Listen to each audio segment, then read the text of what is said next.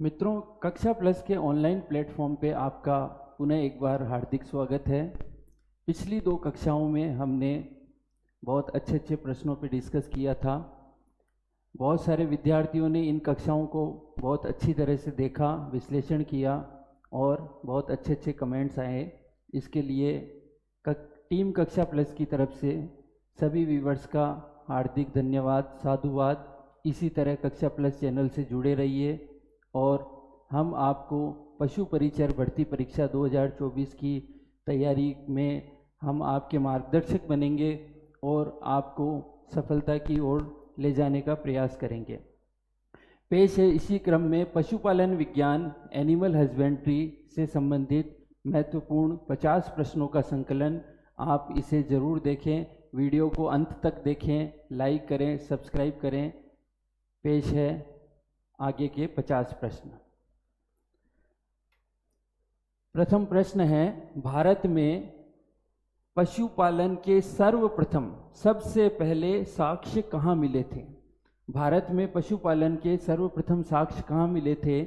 Option है Harappa, second option चहूदड़ो, तीसरा है मेहरगढ़ और चौथा है कालीबंगा। तो इसका सही उत्तर है मेहरगढ़। मेहरगढ़ मित्रों पाकिस्तान में बलूचिस्तान क्षेत्र में है। पाकिस्तान के बलूचिस्तान क्षेत्र में है।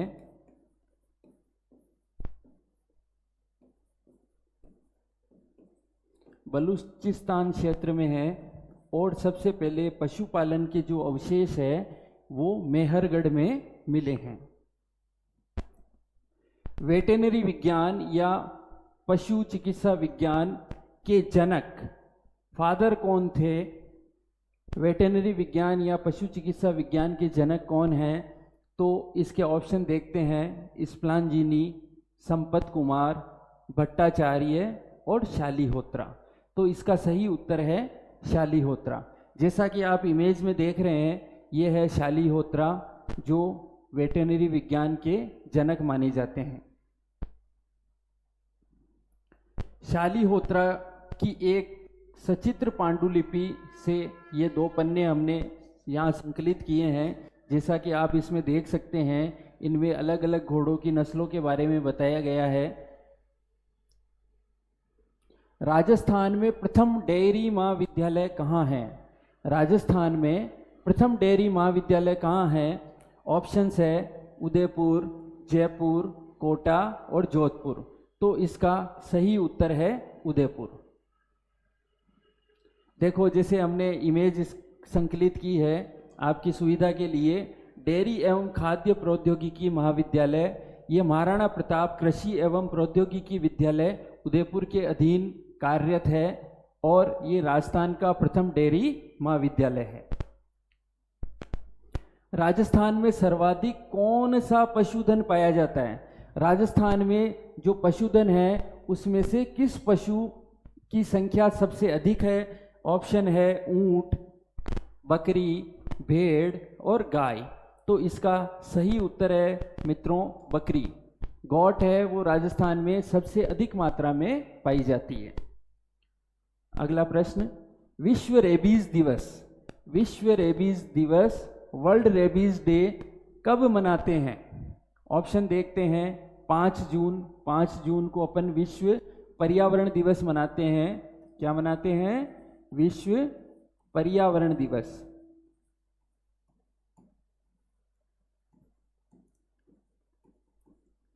वर्ल्ड एनवायरनमेंट डे फिर है 1 जून और 28 सितंबर, 28 सितंबर को हम विश्व रेबीज दिवस मनाते हैं। तो इसका सही उत्तर हो जाएगा ऑप्शन है विश्व रेबीज दिवस 28 सितंबर को मनाया जाता है। नेक्स्ट क्वेश्चन देखते हैं, पशुओं में कैल्शियम, कैल्शियम की कमी से कौन सा रोग होता है? मतलब पशुओं में कैल्शियम डेफिशिएंसी या कैल्शियम न्यूनता की वजह से कौन सा रोग होता है? ऑप्शन देखते हैं, पाइका, जैसा कि अपन ने पिछली क्लास में देखा था, पाइका है वो फॉस्फोरस, फॉस्फोरस की कमी से होता है। फिर है एनीमिया। एनीमिया अपन जानते हैं आयरन की कमी से होने वाला रोग है। फिर है दूध ज्वर, और चौथा ऑप्शन है गोइटर। गोइटर अपन जानते हैं आयोडीन की कमी से होने वाला रोग है। तो इसका सही उत्तर है दूध ज्वर। दूध ज्वर की वजह से पशुओं में कैल्शियम की वजह से, कैल्शियम की कमी की वजह से दूध ज्वर होता है। नेक्स्ट क्वेश्चन देखते हैं। हिरण का मांस कहलाता है। हिरण के मांस को अपन क्या कहते हैं? ऑप्शन देखते हैं। मटन। मटन मित्रों किसका मांस होता है? अपन सब जानते हैं कि मटन है वो भेड़ का मांस होता है। पोर्क है वो सूअर का मांस होता है। वेनिस है वो होता है हिरण का मांस। किसका मांस? हिरण का मांस, उसको अपन कहते हैं वेनिस। और बीफ, बीफ क्या होता है मित्रों? गाय का मांस, गाय का मांस। तो इसका सही उत्तर है वेनिस। अगला प्रश्न देखते हैं। ऊंटनी में थनों की संख्या होती है। ऊंटनी में थन कितने होते हैं संख्या में?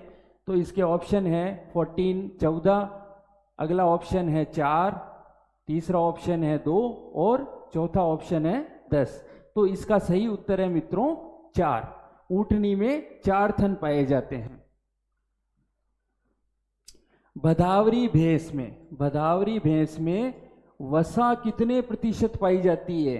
कि भदावरी भैंस का जो दूध होता है उसमें फैट कितने % होती है?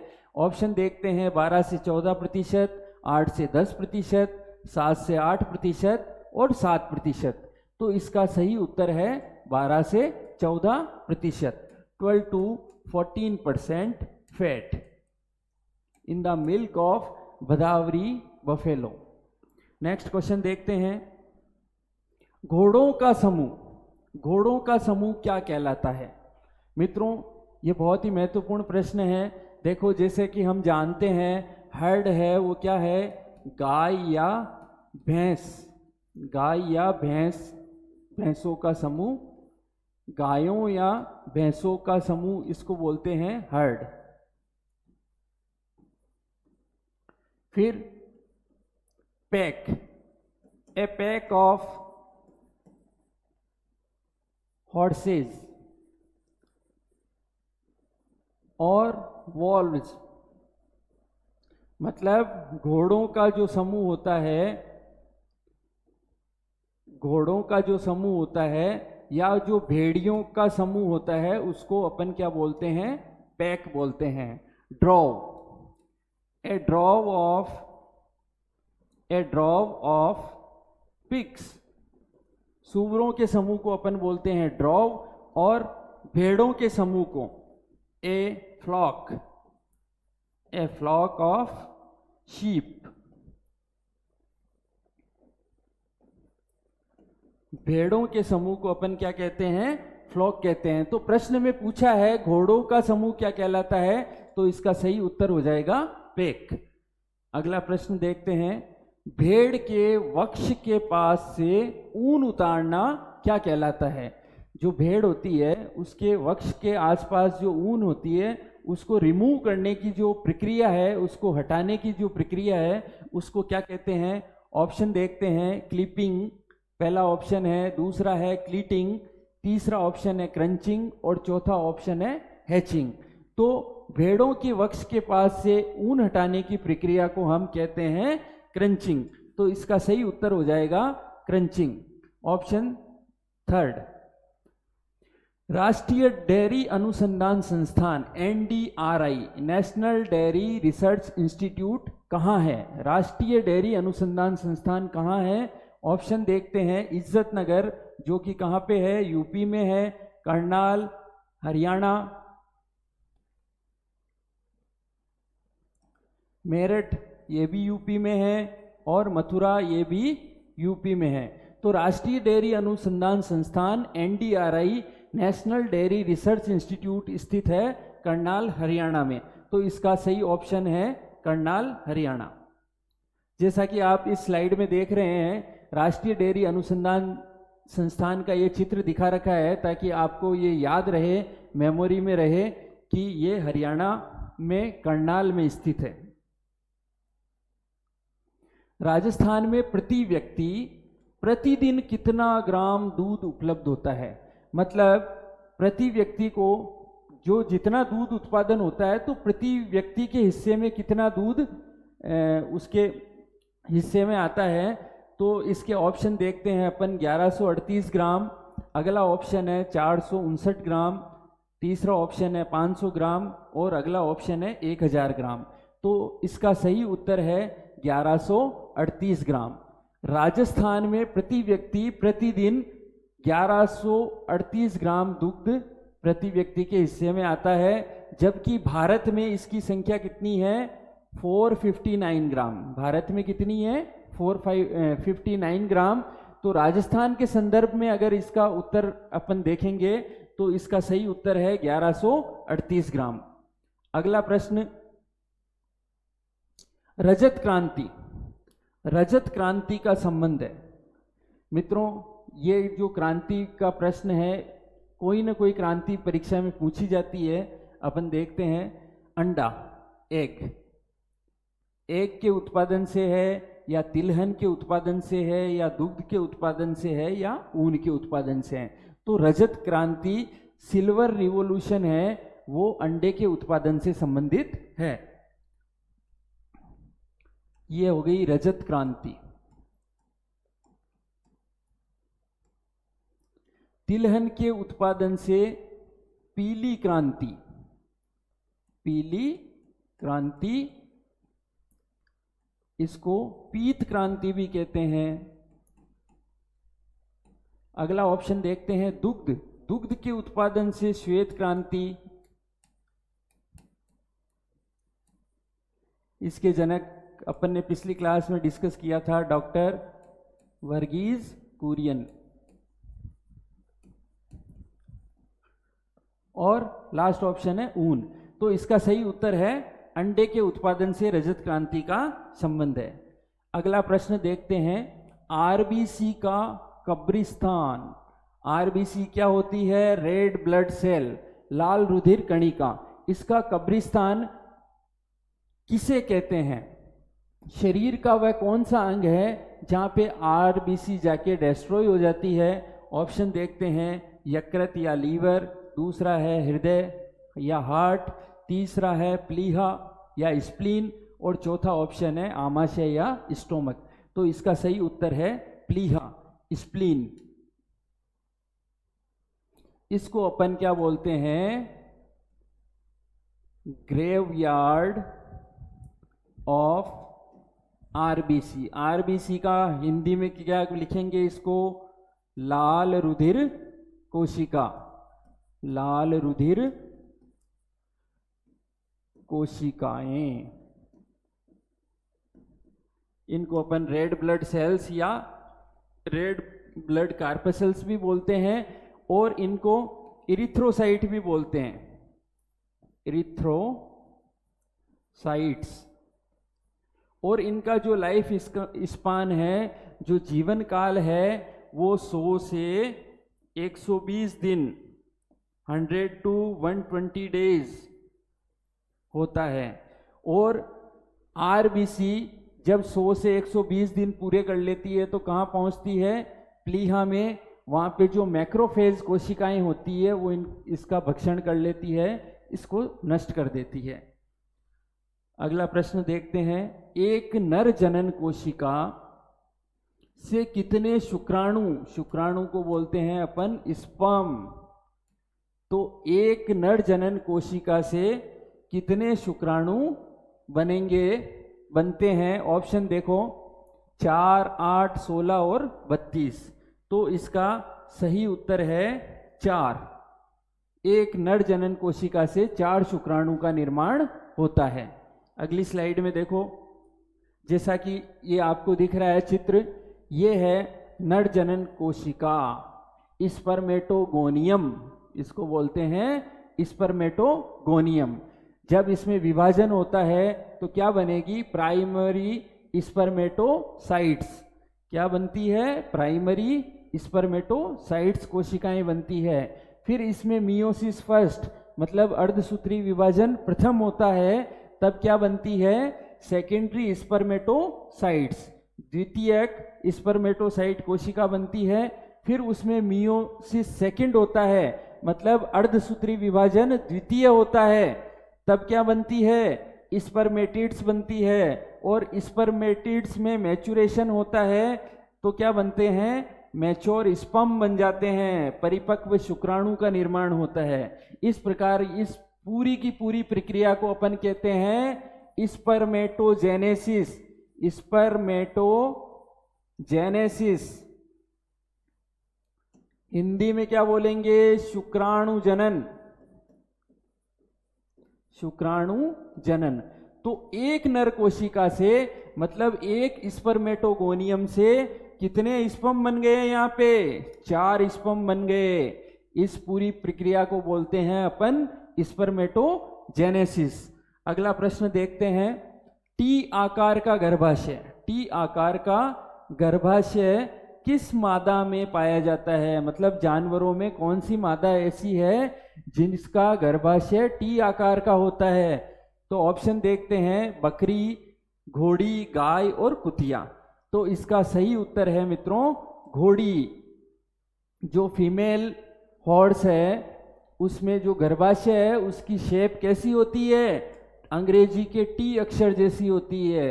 अभी नेक्स्ट स्लाइड में आपको इसका चित्र भी देखने को मिलेगा।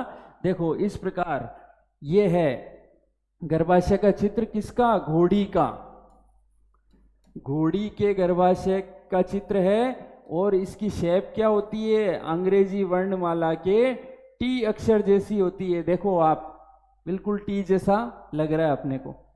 नेक्स्ट प्रश्न देखते हैं, लंपी त्वचा रोग। लंपी जो अभी स्किन डिजीज हुई थी, बहुत व्यापक पैमाने पे हुई थी, कई पशु जैसे गाय भैंस बहुत अधिक संख्या में मर गए थे।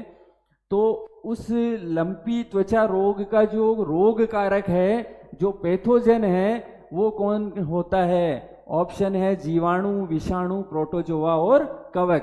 तो इसका सही उत्तर है विषाणु। विषाणु को अपन क्या बोलते हैं, वायरस। जीवाणु हो गया बैक्टीरिया, प्रोटोजोआ और कवक हो गया फंगी। तो इसका सही उत्तर है विषाणु या वायरस। देखो जैसा कि आपको चित्र में दिख रहा होगा, ये एक गाय है, इसके ये लंपी स्किन डिजीज हो गई, यहाँ पे त्वचा में ऐसे फफोले टाइप हो जाते हैं। अपन सब जानते हैं पशुओं में बहुत तेज बुखार आता है और विदिन 2-3 डेज, 2-3 दिन में ही पशु की मृत्यु हो जाती है। बहुत भयानक बीमारी है। पशु आवास की लंबाई किस दिशा में होनी चाहिए। पशु का जो आवास है, उनका रहने का जो स्थान है, वो किस दिशा में फैला हुआ होना चाहिए। ऑप्शन है पूर्व पश्चिम, उत्तर पश्चिम, दक्षिण पश्चिम और उत्तर पूर्व। तो इसका सही उत्तर है पूर्व पश्चिम। अगला प्रश्न है, अपशिष्ट प्रबंधन के घटक है। अपशिष्ट वेस्ट मैनेजमेंट जो अपन करते हैं उसके कौन कौन से घटक होते हैं। उपचार एवं निस्तारण, ट्रीटमेंट एंड डिस्पोजल, उसका परिवहन मतलब ट्रांसपोर्टेशन, कचरे का संग्रह, कलेक्शन ऑफ वेस्ट, और चौथा है उपरोक्त सभी। तो इसका उत्तर होगा उपरोक्त सभी।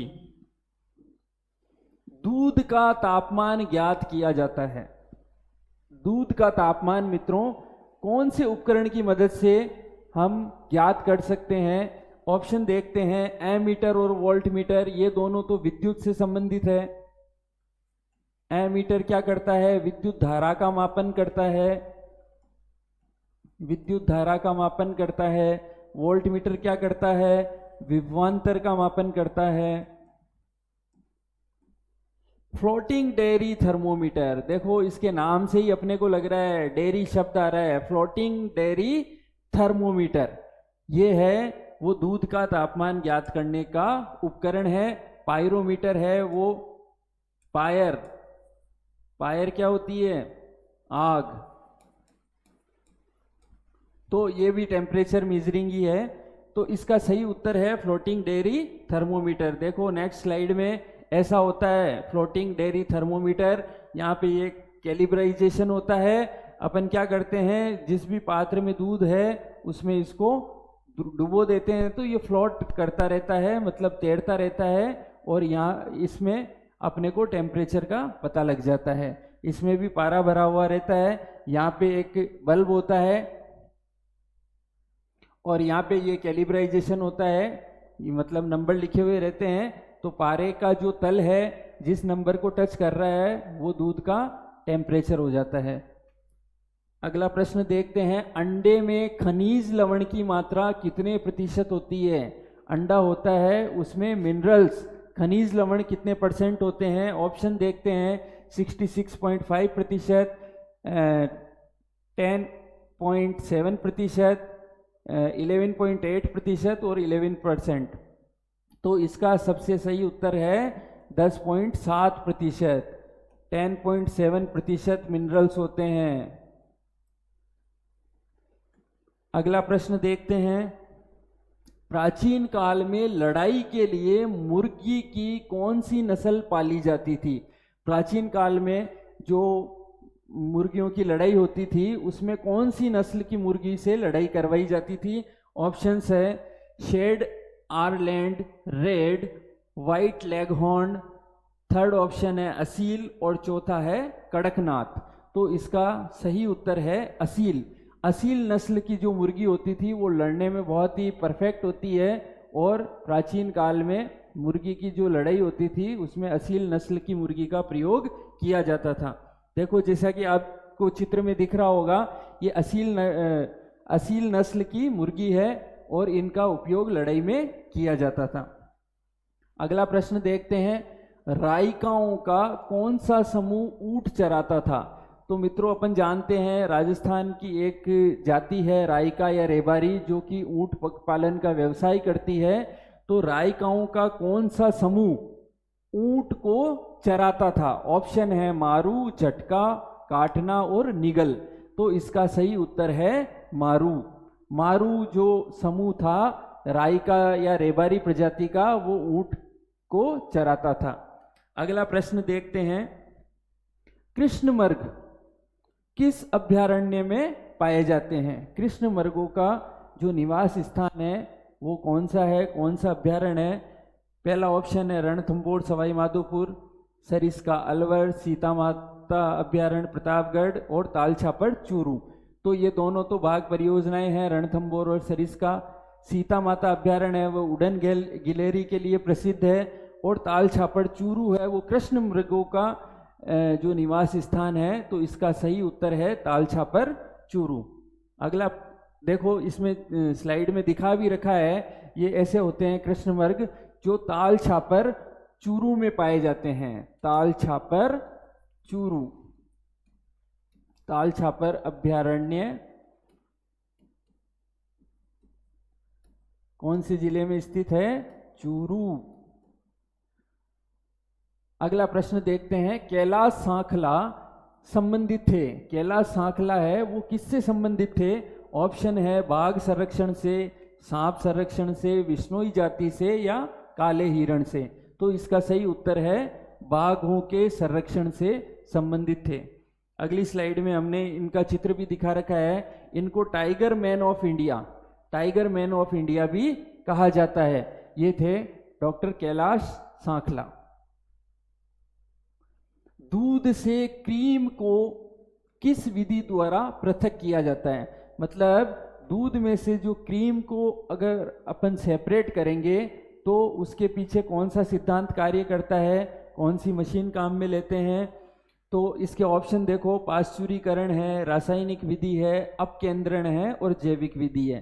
तो इसका सही उत्तर है अपकेंद्रण विधि, सेंट्रीफ्यूगल मशीन। सेंट्रीफ्यूगल मशीन, अपकेंद्रण जो मशीन है उससे दूध से क्रीम को पृथक किया जाता है। और ये अपकेंद्रीय बल के सिद्धांत पे, अपकेंद्रीय बल के सिद्धांत पे कार्य करती है। अपकेंद्रीय बल के सिद्धांत पे कार्य करती है। अगला प्रश्न देखते हैं, गाय या भैंस में प्रसव के तुरंत बाद प्रथम दूध कहलाता है। प्रथम दूध, फर्स्ट मिल्क, किसमें? गाय या भैंस में जब प्रसव हो जाता है, डिलीवरी हो जाती है, तो जो पहला दूध निकलता है उसको अपन क्या कहते हैं? ऑप्शन देखो, छाछ, दही, मक्खन या खीस। तो इसका उत्तर है खीस। इसको इंग्लिश में बोलते हैं कोलोस्ट्रम। ये बहुत ही अत्यंत पोषक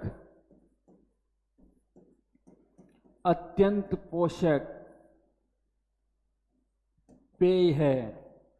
अत्यंत पोषक, बहुत सारी मात्रा में इसमें मिनरल्स होते हैं, एंटीबॉडीज होती है, बहुत पोषक पेय है ये कोलोस्ट्रम या खीस। इसमें जो एंटीबॉडी सर्वाधिक मात्रा में होती है वो होती है ग्लोबुलिन। कौन सी एंटीबॉडी होती है? ग्लोबुलिन। अपन ने पिछली क्लास में भी ये डिस्कस किया था। अगला प्रश्न देखते हैं, पशु आवासों में केटल शेड, जो ऊपर शेड बनाते हैं जिसके नीचे पशु रहते हैं, पशु आवासों में केटल शेड की दीवारों की ऊंचाई, मतलब दीवारें कितने, उसकी हाइट क्या होनी चाहिए, कितनी ऊंची होनी चाहिए? ऑप्शन देखो, 5 फीट, 30 फीट, 10 फीट और 22 फीट। तो इसका सही उत्तर है 5 फीट। 5 फीट कम से कम ऊंची दीवारें होनी चाहिए, किसकी? केटल शेड की। अगला प्रश्न देखते हैं, भेड़ की नाड़ी गति प्रति मिनट है। नाड़ी गति का मतलब है वो उसकी पल्स। भेड़ में जो पल्स चलती है वो प्रति मिनट कितनी होनी चाहिए? ऑप्शन है 60 से 70, 200 से 400, 70 से 80 और 40 से 50। तो इसका सही उत्तर है 70 से 80। अगला प्रश्न, मुख गुहा बक्कल कैविटी की ऊपरी सतह को क्या कहते हैं? जानवरों में जो मुख गुहा है, बक्कल कैविटी है, उसके जो ऊपरी सतह है उसको क्या कहते हैं? ऑप्शन है कोमल तालु, अगला ऑप्शन है कठोर तालु, जीभ और मसूड़े। तो इसका सही उत्तर है कठोर तालु। कठोर तालु कहते हैं मुख गुहा की ऊपरी सतह को। अगला प्रश्न देखते हैं, राइका समाज, राइका या रेबारी समाज की बस्ती को क्या कहते हैं? बहुत महत्वपूर्ण प्रश्न है। राइका या रेबारी समाज की बस्ती को क्या कहा जाता है? ऑप्शन है मरु, वैशाखी, धंगर और डाडी। तो इसका सही उत्तर है डाडी। बुग्याल क्या है? बुग्याल शब्द पे ध्यान देना मित्रों। बुग्याल क्या है? ऑप्शन देखते हैं, रेगिस्तान के पहाड़, पहाड़ के तराई क्षेत्र में चरागाह।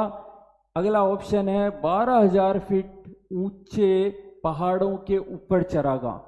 हाई एल्टीट्यूड पे, बहुत अधिक ऊंचाई पे, लगभग 12,000 फीट ऊंचे पहाड़ों के ऊपर के जो चरागाह है उनको क्या कहते हैं? बुग्याल कहते हैं। अगला ऑप्शन है वे बंजर भूमि है, तो यह तो गलत है। सही ऑप्शन इसका ये है 12,000 फीट ऊंचे पहाड़ों के ऊपर के चरागाह को अपन बुग्याल कहते हैं।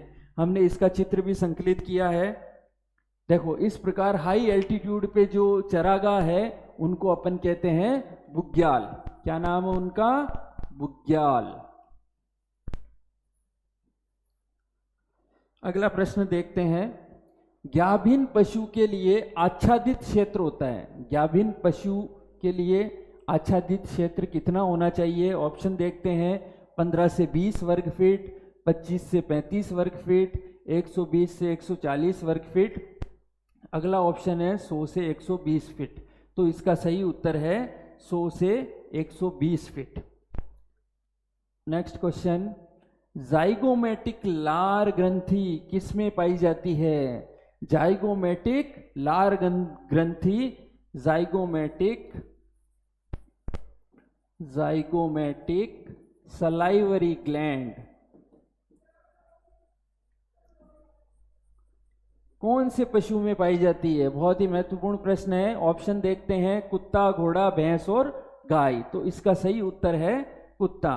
देखो नेक्स्ट स्लाइड में हमने ये दिखा भी रखा है जैसे ये कुत्ते का चित्र है, तो ये जाइगोमेटिक सलाइवरी ग्लैंड यहाँ पे पाई जाती है, और ये यहाँ पे नीचे सब लिंगुअल सलाइवरी ग्लैंड होती है, यहाँ पे पैरोटिड सलाइवरी ग्लैंड होती है, और यहाँ पे मैंडिबुलर और सब मैक्सिलरी सलाइवरी ग्लैंड। तो जाइगोमेटिक सलाइवरी ग्लैंड के लिए सही ऑप्शन क्या है? कुत्ता। अगला प्रश्न देखते हैं, गाय व भैंस में कौन से दांत अनुपस्थित होते हैं, मतलब पाए ही नहीं जाते हैं। गाय और भैंस में कौन से दांत अनुपस्थित होते हैं? अपन जानते हैं कि 4 प्रकार के दांत होते हैं, इंसाइजर होते हैं, कैनाइन होते हैं, प्री मोलर होते हैं और मोलर होते हैं। इंसाइजर जो दांत होते हैं उनको बोलते हैं कृतनक। क्या बोलते हैं? कृतनक। कैनाइन को बोलते हैं रदनक, रदनक दांत। प्री मोलर अग्र चवर्णक, अग्र चवर्णक, और मोलर होते हैं चवर्णक। तो गाय और भैंस में कौन से दांत अनुपस्थित होते हैं, एब्सेंट होते हैं? ऑप्शन चेक करते हैं। चवर्णक, चवर्णक कौन से हो गए? मोलर्स, है ना।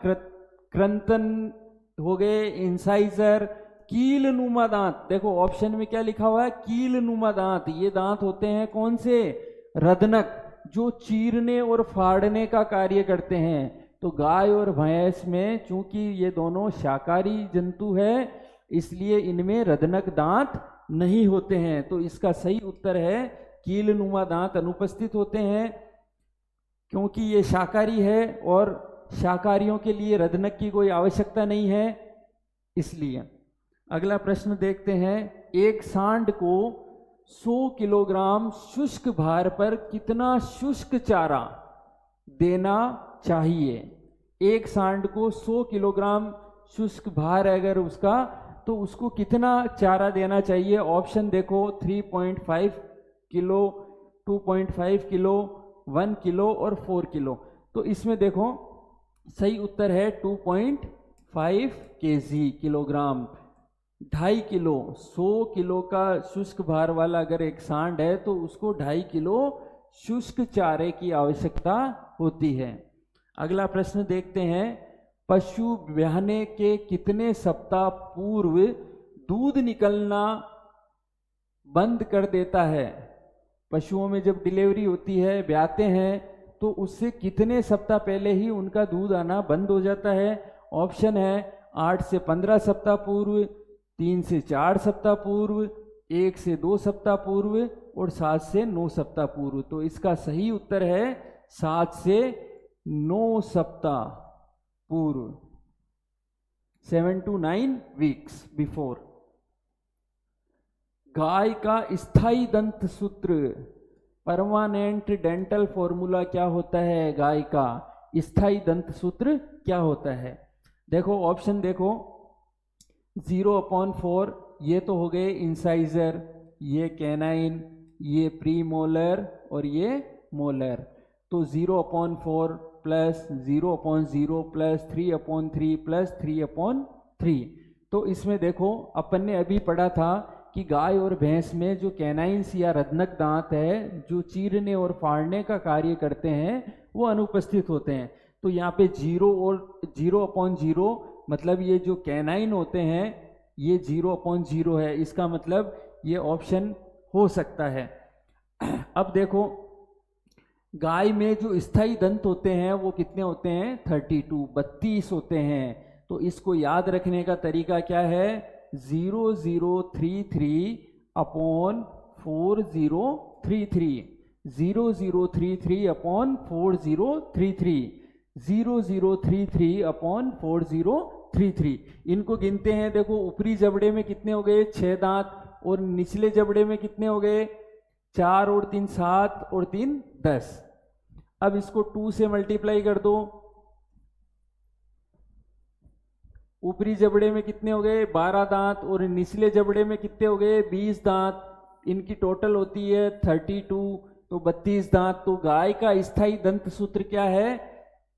0033/4033।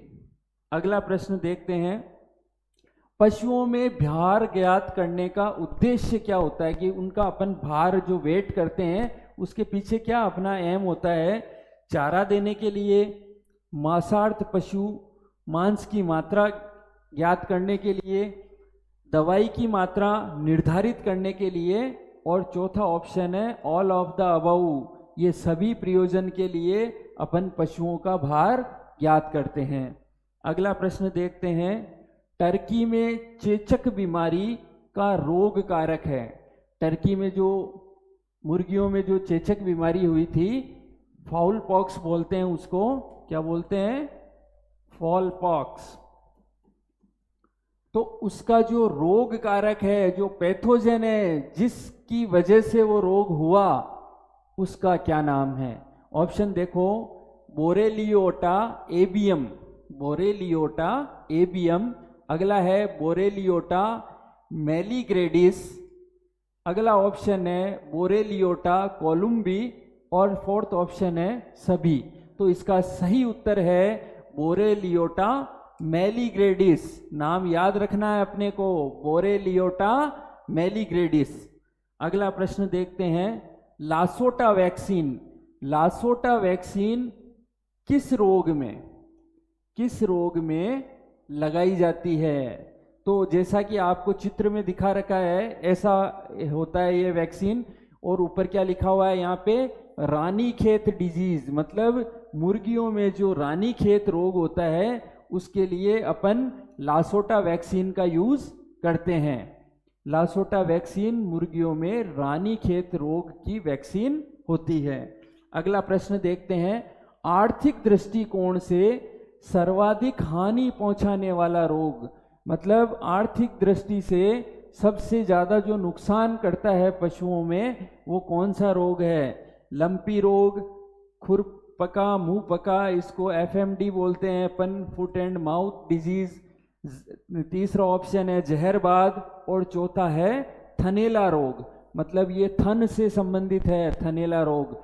इसका सही उत्तर भी यही है कि आर्थिक दृष्टि से जो थनैला रोग होता है पशुओं में, उसमें क्या है, थनों में सूजन आ जाती है, वो दर्द करते हैं, जिससे हम उनका दूध नहीं निकाल पाते। अगली स्लाइड में इसका चित्र भी दिखा रखा है हमने।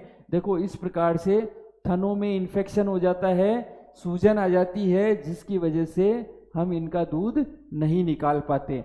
तो इस बीमारी का नाम है थनैला।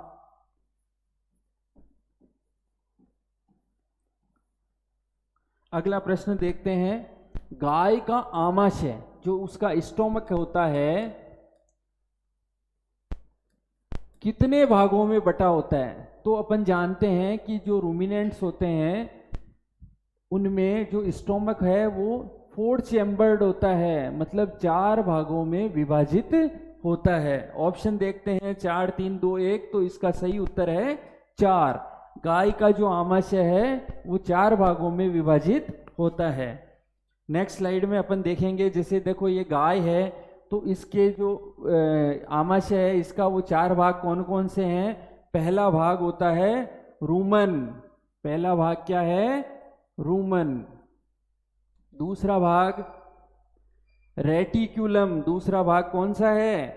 Reticulum, reticulum.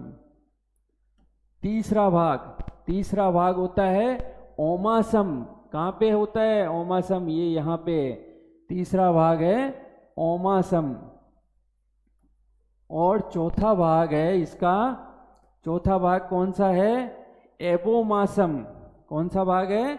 एबोमासम, ये यहाँ पे होता है एबोमासम।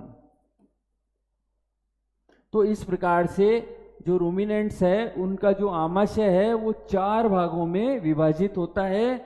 इनके नाम क्या है? रूमन है, रेटिक्यूलम है, ओमासम है, और चौथा है एबोमासम।